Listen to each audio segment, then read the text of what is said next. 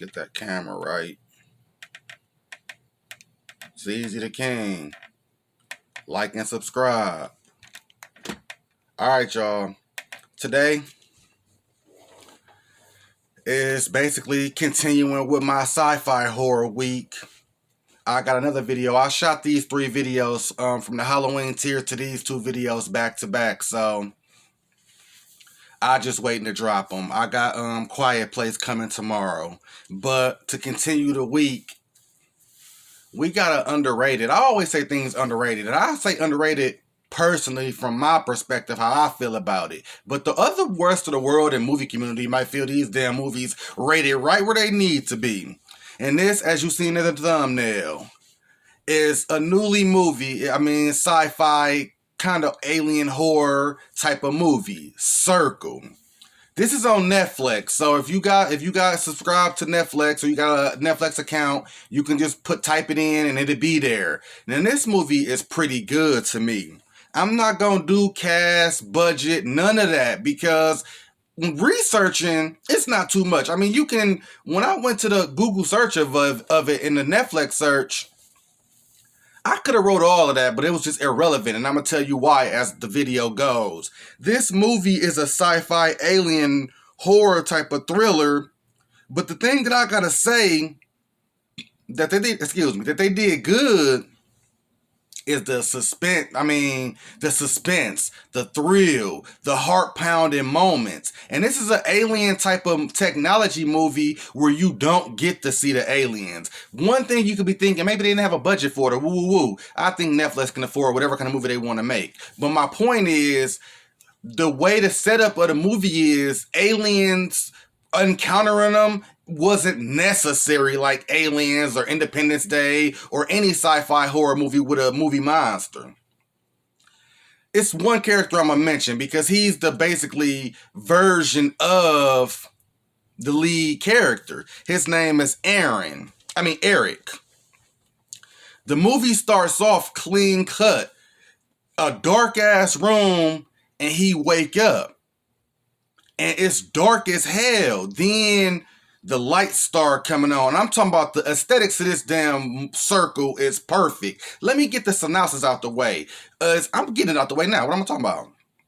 As Eric waking up, he noticed it's like 50 people in a circle. And I'm talking about the circles are like, each circle has like a triangle shape that you standing inside of. So as he wake up, everybody started waking up and coming to around the same time, but everybody disoriented, confused, not knowing what happened. So the name of the movie is Circle, which means it's a big ass globe that once everybody wake up, it's a big ass globe that comes, a big black globe comes in the middle of the circle and it stays there. And it kind of like got red glow electricity looking sparks. Now it looked like a thunderbolt, like thunder and lightning at night. You know when it's thunder and lightning, it looked like that, but it's reddish glow. So it's an all black globe with reddish kind of glow in the inside, like thunder, like you know what I'm saying, rain and thunder. And it looked raw. You know what I'm saying? I like it. You know what I'm saying? It looked nice. And this is a perfect movie where once all the humans wake up, they in the middle of the circle, and they all in a triangular spot. So they talking disoriented. A few people walks out of the circle because they trying to run, trying to get away. Then it just shocks them with like a million volts of, know what I'm saying, thunder shocks them. So then like 2 or 3 people die that way because this is natural. If you step out of the circle, that's when they come too quickly. That must be what's keeping us alive. Staying inside this circle, inside of your triangular platform. So once everybody figured that out, I'm gonna say let's say it was 60 people. I'm gonna say 5 people died that way, just on disorientation and not knowing what's the situation and the plot and how to move through the situation. Then once everybody come to and realize, okay, what's the last thing you saw? What you remember? People are so like confused. They saying, I don't know. Then Eric character is the one character where he says, "Oh, I remember I was walking and I was sucked up into a what I'm assuming is a UFO alien spacecraft." And then a few other people were like, "Yeah, I do remember that." And then another person is that's what this is basically exposition that's vital information. I love exposition. You need it in a movie. That's what a movie is about. Or something either from a book, it was written. So you gotta get it out. My best way of exposition is visuals. Like where they showing flashbacks, not Jigsaw level flashback within flashbacks, but you get to see something. You don't get the visual of the taking into the UFO, but the way they describing it, and the movie just came on for like 10 minutes. This movie is an hour and 15 minutes, I think. The whole damn movie is intenseful. Ain't no side moment where it was a shootout with the cops. Now we at the diner trying to escape and get some coffee the next morning. No. Every fucking moment of this movie is intense, heart-throbbing. I'm not finna overdo it like it's a 10 or something like that, but I swear to God, this is an underrated movie. Check this out. So back to the basics. As everybody realized, okay, we gotta stay obviously inside of this glass dome circle, but we also got to stay inside the platform it's set for us. They realize, and this is an intelligent species or whatever, or they rule out the government doing this because it's just higher tech or whatever. And the setup becomes, to me, why I think I like it more than a normal person, because it feels like alien jigsaw trap. Like my favorite trap is the merry-go-round, where they gotta all them yelling and cussing trying to make the insurance guy save them, but they bringing out all the skeletons in each other's closet, including their own, to be the one who gets saved. That's how this movie break down. The whole movie is the merry-go-round trap to me in Jigsaw 6. Saw 6. So we got every race, religion, age, culture. And I'm going to get to everything as I get to everything, because this movie good as hell to me. We got black people, white people, Hispanic, like I said, every race, religion, ages, from old people to young people, you know what I'm saying, middle-aged people, pregnant women, cops, criminals. Everything our society has to offer is inside this circle of 60, 70 people. And throughout it's like, this how I go. When I said the first 5 people got killed, the disoriented people, once they start realizing we got to work together, let's talk it out, that's when the alien technology comes alive and like start shocking, not people, but start because it's automatically programmed. If anybody go outside of they platform, it zaps them. Now that it comes to a point where all of the technology realize, when the humans realize what they gotta do, that's when the technology comes alive and the games technically start. The first kills was just on some letting y'all know not to move and letting y'all know you gotta stay here to survive. Now that the machine technology realizes everybody know what the fuck is going on at this point, that's when it comes alive and the game is activated. So now they sitting there talking. Like I said, it's every race, religion, age. They, you know what I'm saying, kind of picking sides. Already, if you racist, you already seeing black people you don't like. If you a black racist person, you seeing white people you don't like. You know what I'm saying? You see a cop, you see Hispanics, you see tattoos all in this guy's face, and he happened to know the cops, coincidentally. Maybe they got zooped up from the same area. You know what I'm saying? You seeing everything. You seeing a cheating man with his next door neighbor, which is his they both married, but they cheating with each other. It's everything in the movie breaks down throughout the bodies dropping. So after they realize everything is set up, the machine and the game starts, they don't do shit, but they just talking. And every 2 minutes, somebody gonna have to die. So zoo, it zaps another person. 2 minutes later, zoo, zaps another person. They all starting to panic, like, what the fuck? That's when the Eric character, that's why I say he's the main character. I'm not mentioning no names, because even if you Google it, it says cop, pregnant lady, kid. You know what I'm saying? It got one name, I think it's Katie, and I'm going to get to her, the pregnant lady, later. But even the Wikipedia and the search don't name these people. Because like I said, there's 60 people where you probably don't get to see every 60 person. You see them through the pan through, you know what I'm saying, visuals. But it's only 10 or 12 who really talking. And the people who die, they get their little line before the timer goes off and it zaps them. But Eric started, you know what I'm saying, everybody thinking and trying to figure out strategies. Eric, the first one to realize if he move his hand, he see it's a needle that moves, which means the needle is your remote control to pick who you want to kill. So once he realized that, he indulges it. Like, guys, if you move your hand, you can move the arrow. So then they start doing it and realize whoever you point to, that's who you basically choosing to kill. They don't know you chose them, but you know you chose them. So you could pick the person next to you. They don't know it. You know it. You know what I'm saying? And then that's also psychological. Because now tribes start. Blood, Crip, GD, Vice Lord, GD, BD, you know what I'm saying? Russia versus America, Cold War. Alliances start starting. You start seeing people just talking like, listen, y'all old people, let's just kill all the old people to buy us some more time to think about it. So now he might got 6 people who agree with him. So that's 7 people in a tribe. But it's 12 old motherfuckers who he thinking are eligible to die. So them 12 old people got their village. And that's how it break down. Every 2 minutes. Zoom, zoom, zoom, zoom, zoom. Everybody voting. Bam! Somebody randomly gets shot. Bam! Somebody randomly gets shot. One moment, they like, time the fuck out.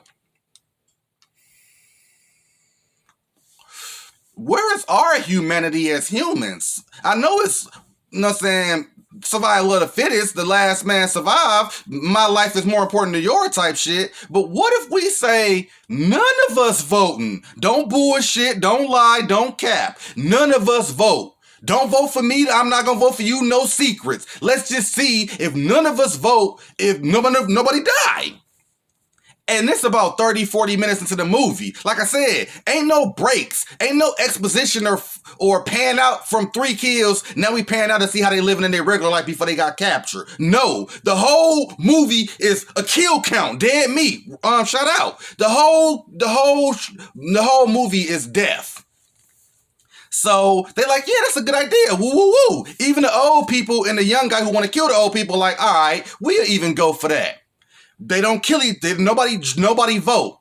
The machine get to like shaking like, no, nigga, we smarter than y'all. Zoom, zoom, zoom. Kill like 3 motherfuckers. And that's when they realize, okay, they get mad at each other. Like, that was everybody who agreed to do it. Now, since it didn't work, they mad at each other again. Like, all right, that shit didn't work. Let's go back to killing the old people. So now, shit getting knocked off. The old people got the numbers. They knocking these young niggas off. And you never see a movie where the old people actually got the advantage in any survival movie or cancer outbreak or zombies or vampires. Old people are the victims that go first. They the weakest, they the slowest, they the oldest. But these old motherfuckers is knocking the young ones off. And it goes back and forth to where a new tribe, you know what I'm saying, they on the low. Like, they doing eye signal to each other. Like, get these motherfuckers out. Like, tight shit like that. You know what I'm saying? So, it go from 60 or 70 people to about 15 or 20. The movie is damn near over. It's a cop, the thug Mexican with the tattoos on his face, the cheating couple, a few more old people, Eric, the pregnant lady, and the kid. Nobody want to kill the kid. So then this asshole, like Wolf of Wall Street ass nigga, he like, man, I'm gonna be honest. I'm up in my life. I'm in my prime. I'm having a good life. Why don't we motherfucking, get these people, he just say some bogus shit like, why we can't kill this pregnant bitch or this dog or this girl? Because is their life more important than mine because she pregnant and she a girl? Hell no, I don't give a fuck. He out of there quick. How dare you say something like that? Now that's how people start to get knocked off at the very end when they get to the nitty gritty. The cop arguing with the thug, like, yeah, I came to your house 4 times for beating that girl, your girl butt. He like, fuck you. First he denying it. When the 2 minutes running out, he like, you know what? I did do that shit. She should have cheated on me. Bam, zap him out. But the cop showed his true colors of being racist towards, you know what I'm saying, Hispanics. Bam, zap his ass out. It get to the final 5. These final 5 is Eric, the pregnant lady, the little girl who the most innocent, and it's like 2 motherfuckers who just been strategizing, politicking the best way they can. But they likable. Everybody who not likable, they got zapped out quick. You say some fuck shit, you zapped out. You say some racist shit, you zapped out. You say some anti-Semitic shit, you zapped out. So the 5 people who left are people who giving vital information, but not trying to be a leader. They finessing their way. They ain't saying shit to make nobody like them, but they ain't getting the crew to where they getting enemies. They playing neutral, they playing the field. The little girl basically is the little girl. She the most innocent. And the pregnant lady is pregnant. So they was always going to always go to the final fight. So when it's like 5 left, the dude who been strategizing, who not the lead character like Eric, I'm going to call him Pete. Pete like, man, we done seen 65 people just die. It's just us 5 left. It's going to come to a point where what happens when it's 2 of us left? I'm not voting for my damn self, and I'm sure the person who my opposite is not going to vote for themselves. So that means we just all here to die? They start doing exposition like maybe they trying to see who got humanity left, the last survivor, who can be the nicest, who can be the most politicking, who can be a better start to a new world. That's what ends the movie to me, where a 2 could be possible. I don't know about possible, but make something up, whatever. Anyways, now in the final 5 happened, they just like one person, they said, we noticed he ain't voted the whole game. He got the most humanity. He ain't voted to kill himself. He ain't voted to kill nobody else. And he just like, yeah, man, we fucked. I see how the world is before this happened. And it's just the same here in this dome. No matter what happened, humanity is going to destroy itself. So I'm going to do everybody a favor. I'm tapping out. He just walks off his circle and commits suicide. Because if you leave the circle, it automatically shock you. I mean, vote your ass. So now it's like the strategy gone and the humble guy who never voted gone. It's the 3. Eric, the girl, the little girl, and the pregnant chick. And he just like finessing. This the longest 2 minutes of all time, but it's a movie. He like, listen, I'm gonna sacrifice myself so one of y'all can live. After that, he basically telling them, I'm gonna sacrifice myself and one of y'all gotta pick to live. Either the little girl pick herself to die to let the lady and the baby live, or the lady with the baby say, I'm gonna give me and my baby up for the girl. I always thought, shouldn't she count as 2 votes since she got a life inside of her? All that is like fan mail, you know what I'm saying? Debates and comments types of comments. But anyway, the little girl, this damn near made me have a tear. The little girl is like, I can't let a pregnant lady die. I'm only 10, but that's better than a baby dying. This shit damn near made me cry. I don't give a fuck. That's humanity for your ass. I'm thinking all 3 of them need to survive. If you want to test our morality, it don't get no moral than we want to protect babies and kids. She willing to sacrifice her 10-year-old life for the baby. This is a finesse move. When the final 10, 9, 8 seconds start running off, she finna walk off the platform and commit suicide, the little girl, which she does. But his evil ass zaps the pregnant lady and pick her. He don't zap her like he got the zapper like Jigsaw at the end of Saw 1. Spoilers. But he swipe his hand. So as the little girl committing suicide and walk off her block, he chose the pregnant lady to die while he survived. I'm like, sorry. Whoever watching this, I'm sorry I gotta say this. But I felt him, fam.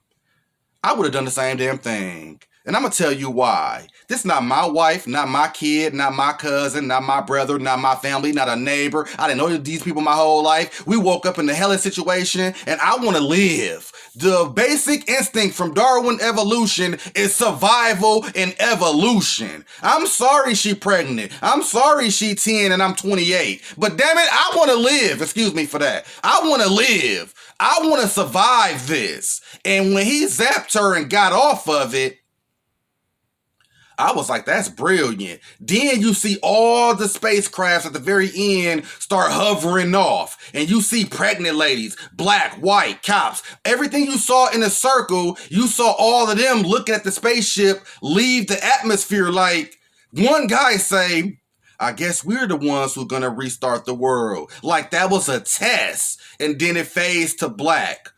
This is a hell of a movie to me. I'm giving this a straight up 7 out of 10. It's highly recommended. ZZ the King. Like and subscribe. And I'm out.